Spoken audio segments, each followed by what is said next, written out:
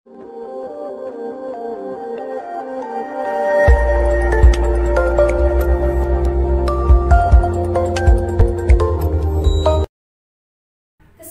gender bukanlah hak pemberian dan kewajiban yang sama persis antara laki-laki dan perempuan tanpa ada pengecualian, tetapi lebih kepada bagaimana mengoptimalkan fungsi peran dalam hak dan kewajiban tersebut secara optimal, sesuai dengan gendernya masing-masing tanpa menutup kemungkinan terjadinya penukaran peran jika memang diperlukan. Halo Sigmania, apa kabar semuanya? Semoga sehat selalu ya. Hari ini Sigmato kembali hadir dalam beberapa menit ke depan yang akan menemani Sigmania.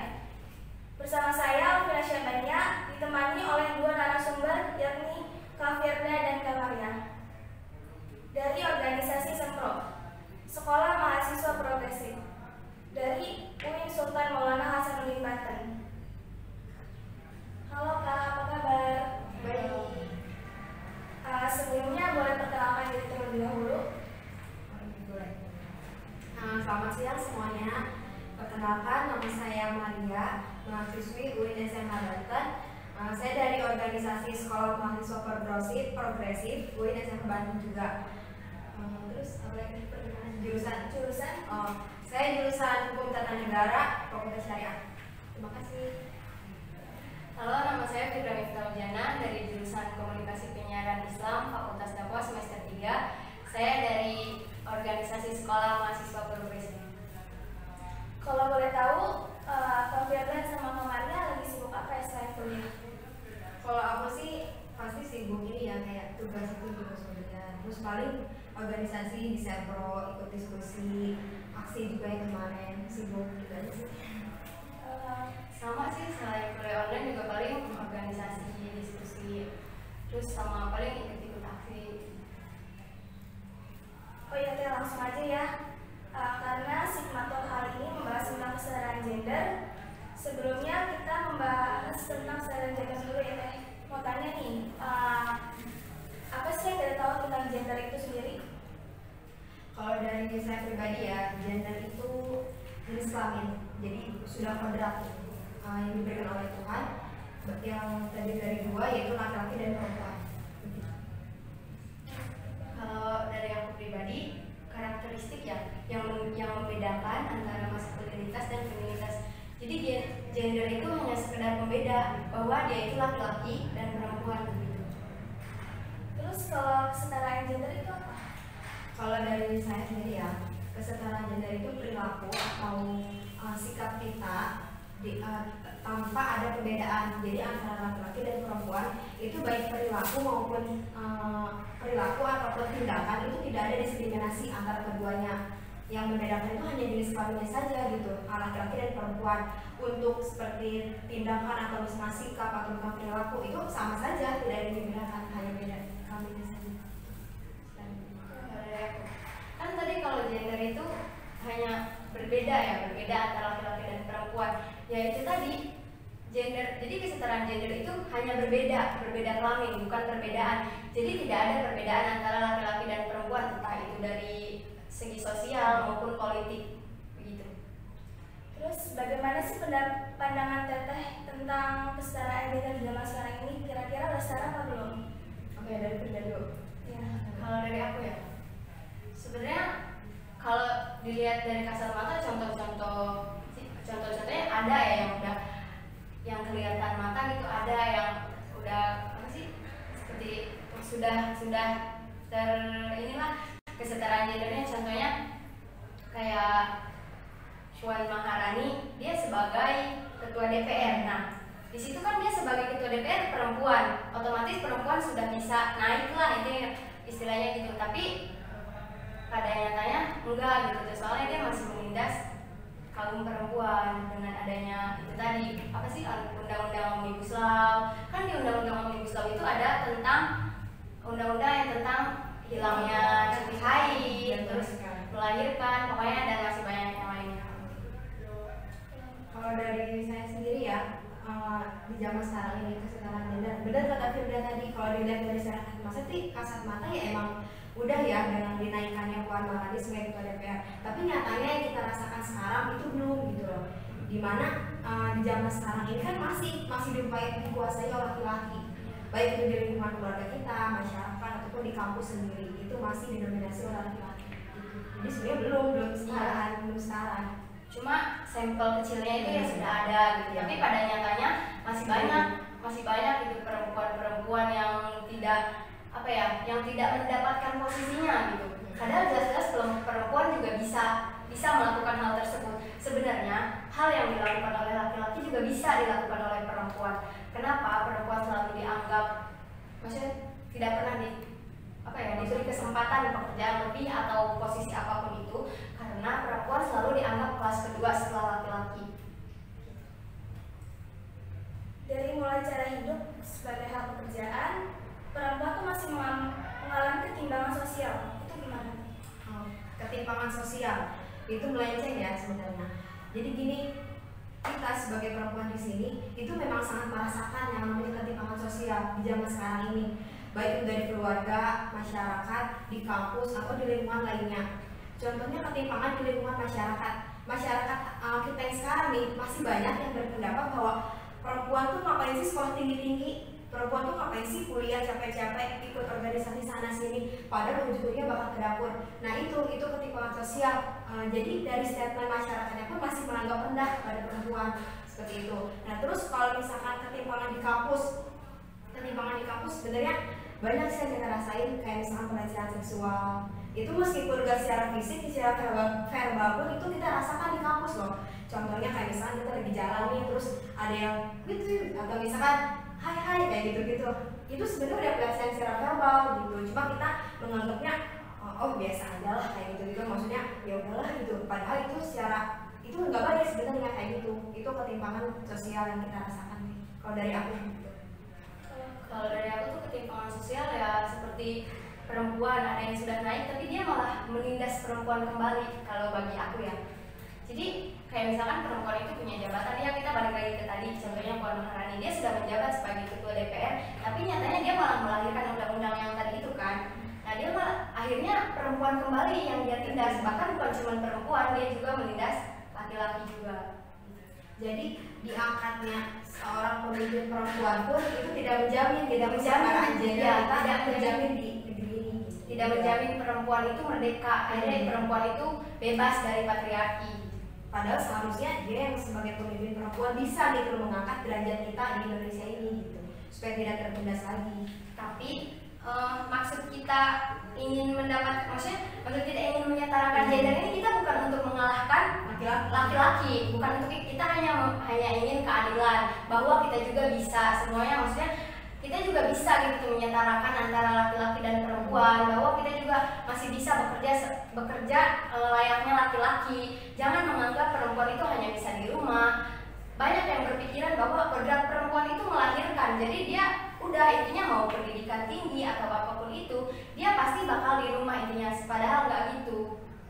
Intinya perempuan itu berhak atas haknya. Perempuan itu ya kita semuanya individu yang merdeka. Tadi kan di Indonesia kan masih ada tuh budaya patriarki. Nah, gimana sih cara kita mengurangi budaya patriarki itu sendiri? Kalau dari aku sendiri ya, budaya patriarki itu kan dimana didominasi oleh laki-laki.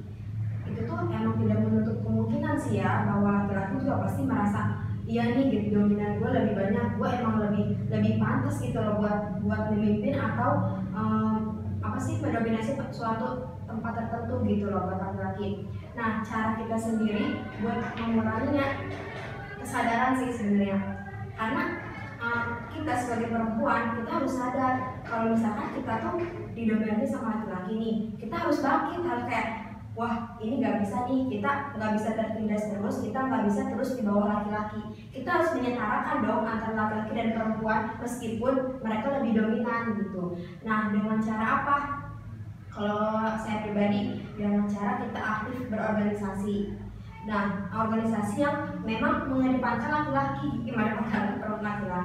mengedepankan perempuan maksudnya. Jadi di organisasi itu tuh tidak hanya diutamakan laki-laki tapi perempuan juga, yang dimana dengan begitu kita di organisasi tersebut akan aktif gitu loh. Jadi kita akan bersuara, akan menyuarakan aspirasi kita, akan menyuarakan ide pendapat kita mengenai suatu hal tertentu. Dari situ kita mulai sadar nih. Setelah sadar seperti itu, kita otomatis pasti teman-teman lain juga kayak, iya ya, kenapa ya kok kita masih tertindas ya? Kenapa ya kok kita masih merasa di bawah laki-laki terus gitu? Kapan nih kita bangkitnya? Kapan nih kita bisa menyetarakan dengan laki-laki? Nah, dengan kesadaran seperti itu, barulah kita bisa bangkit, bisa gitu menyetarakan dengan laki-laki. Karena kalau bukan dari kesadaran sendiri itu susah gitu loh. Tapi yang kita sudah sadar, kita pasti jiwa-jiwa bangkitnya, jiwa-jiwa ingin aktifnya kita pasti akan muncul gitu loh. Setelah kita sadar kalau kita nih masih tertindas gitu. Gitu sih kalau dari aku. Kalau Beda. Kalau dari aku kan patriarki itu didominasinya apa sih, hak politik dan hak sosial oleh kaum laki-laki. Nah, dari politik dulu ya. Kalau politik kan contoh simpelnya aja kita ambil di kampus. Ketuanya rata-rata laki-laki. Nah, yang ada ketuanya perempuan kalau organisasinya yang khusus perempuan. Nah, itu tadi. Padahal jelas-jelas kita juga sebagai perempuan bisa menjadi pemimpin. Bisa lah, intinya kita memimpin suatu organisasi atau suatu gerakan yang dimana di situ tuh isinya random, nggak cuma perempuan. Kan kalau kita memimpin yang isinya perempuan ya sama aja dong, masih ada patriarki kan, masih ada patriarki. Nah, coba maksudnya gimana ya Pak, hilangnya patriarki ketika perempuan dan laki-laki sudah bersatu tetapi tidak ada perbedaan antara keduanya, kayak gitu. Jadi kalau untuk menguranginya ya kesadarannya itu loh, kesadaran perempuannya. Kita sebagai perempuan juga harus mau belajar, harus mau bergerak. Kita harus mau survei, lihat apa sih yang bukan penindasan sih ya, apa sih hak-hak perempuan yang belum didapat sama kita, yang tidak terpenuhi. Iya, yang tidak terpenuhi. Bukan berarti semua perempuan ingin jadi pemimpin, bukan dari segi pemimpin saja, tapi semuanya. Entah itu Kosma laki-laki enggak? Laki-laki rata-rata. Padahal perempuan juga bisa gitu tuh, ketimbang Kosma doang. Tapi kan itu tadi ya, namanya juga budaya. Jadi sejak dulunya sampai sekarang bahkan laki-laki itu selalu dijadi nomor satukan dan perempuan itu selalu jadi kelas kedua setelah laki-laki. Itu kenapa ya? Karena adanya patriarki itu. Nah, untuk menghilangkannya, ayolah kita sebagai perempuan sama-sama sadar gitu, sama-sama mau belajar, sama-sama mau berjuang, menyuarakan hak-hak perempuan. Kalau kita cuma diem aja, emang nggak akan ada kemenangan gitu untuk mencapai hak-hak kita. Laki-laki juga kalau misalkan perempuannya diem aja, ya berarti perempuan itu nggak mau. Perempuan tuh cuma mau diem aja, yang misalnya cuma rebahan, mager-mageran, padahal nggak gitu. Jadi semakin kita diam semakin tertindas. Iya, semakin kita diam semakin kita dianggap memang benar-benar kelas kedua, bahwa kita itu tidak mampu menyetarakan pekerjaan ataupun hak kita sebagai perempuan. Nah, itu kan tadi dari politik ya. Kalau dari sosialnya itu kita sering mendengar pelecehan seksual, kekerasan seksual itu sering terjadi bukan di dunia kampus aja, apalagi di dunia pekerjaan. Kalau di dunia kampus paling kita mengalami catcalling atau apa ya adalah yang meleset parah. Cuman karena si perempuannya diem aja, jadi si laki-laki itu terus melakukan hal tersebut sebab dia berpikir bahwa perempuan tidak akan melawan, perempuan tuh nggak akan berani melabrak atau melawan, padahal itu jelas-jelas sudah termasuk ke pelecehan seksual. Apalagi di dunia pekerjaan. Di dunia pekerjaan resiko buruh perempuan itu sangat besar sekali. Belum lagi dia dilecehkan, diperkosa oleh bos-bosnya.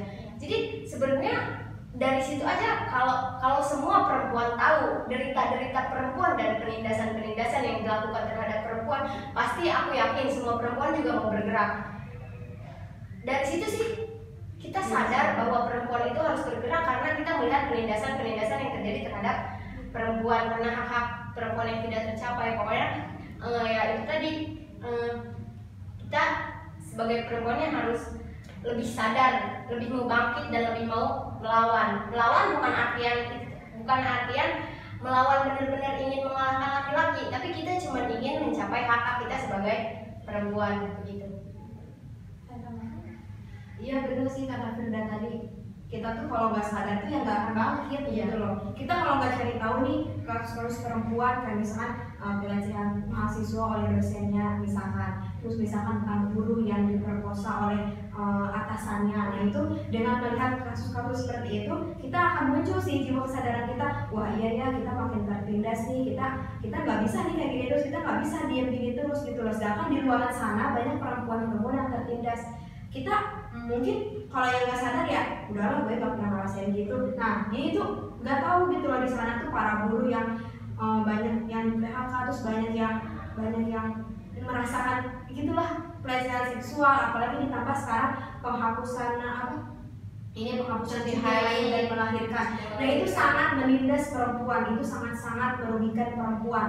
Dimana kan kita seperti kita ketahui ya, haid dan melahirkan itu memang sudah kadar kita sebagai perempuan, tapi justru malah dihapuskan. Itu tidak setara dong namanya, bukan kesetaraan gender kalau seperti itu. Berarti dia tidak pernah merasakan gitu sakitnya perempuan gimana, misalnya cuma nyepelein.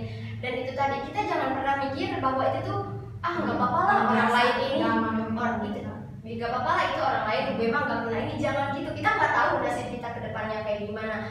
Kan daripada lebih baik mencegah daripada mengobati. Kan kalau kita udah mengalami, kalau baru ada penyesalannya itu namanya sama aja dong gitu.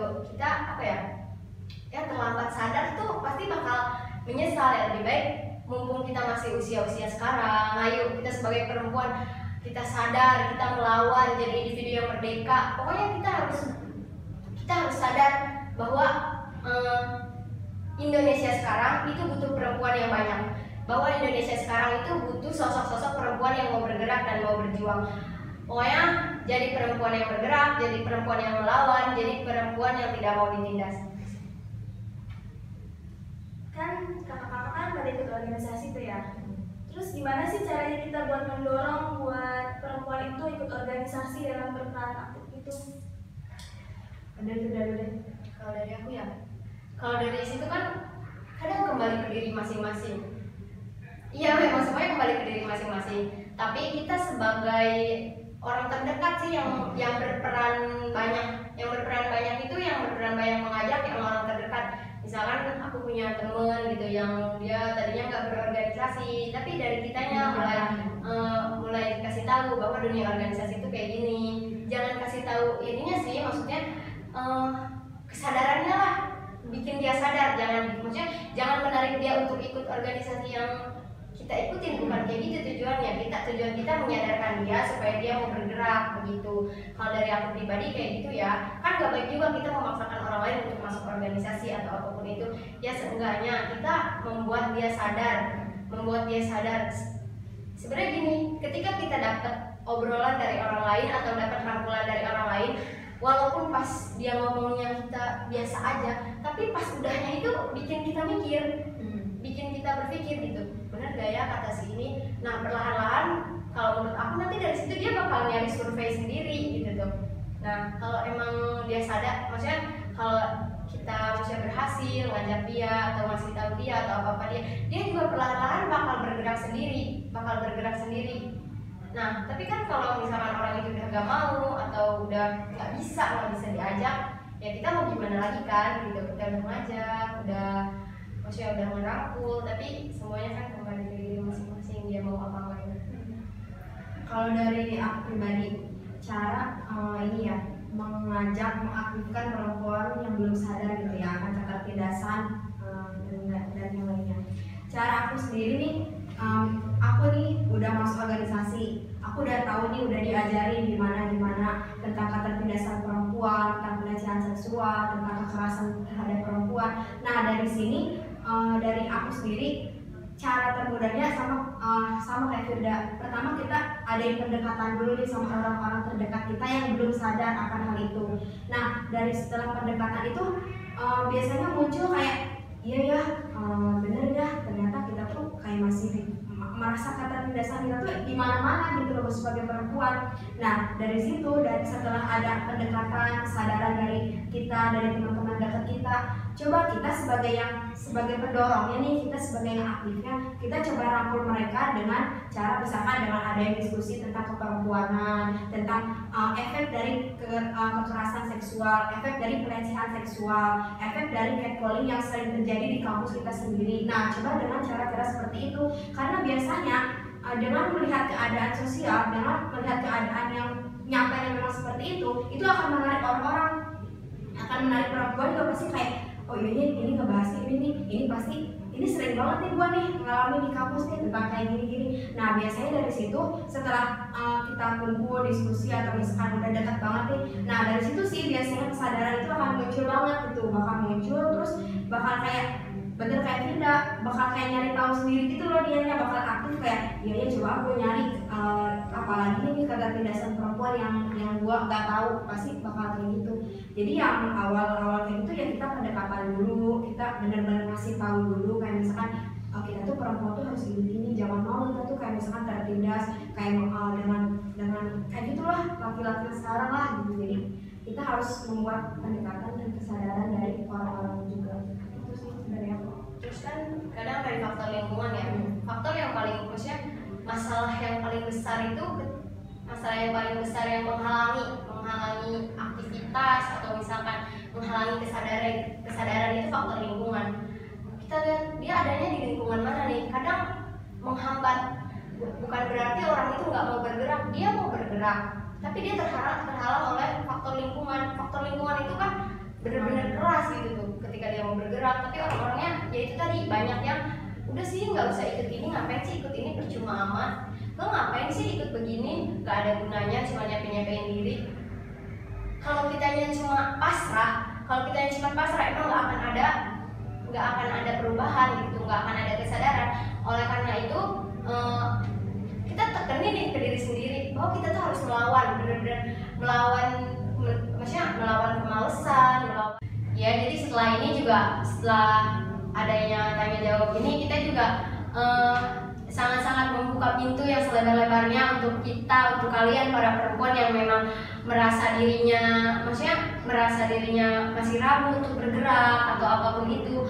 Atau kita juga nerima banget nih orang-orang yang nerima pelecehan seksual secara verbal gitu tuh. Pokoknya apapun yang kalian rasain, apapun yang kalian raguin dalam diri kalian, apapun yang pengen kalian lakuin sekarang sebagai perempuan, pokoknya ayo kita bareng-bareng bergerak sama-sama, kita melawan sama-sama, satukan perempuan Indonesia, ya minimal kita satukan gitu tuh gerakan perempuan yang ada di UIN Sultan Maulana Hasanuddin Banten.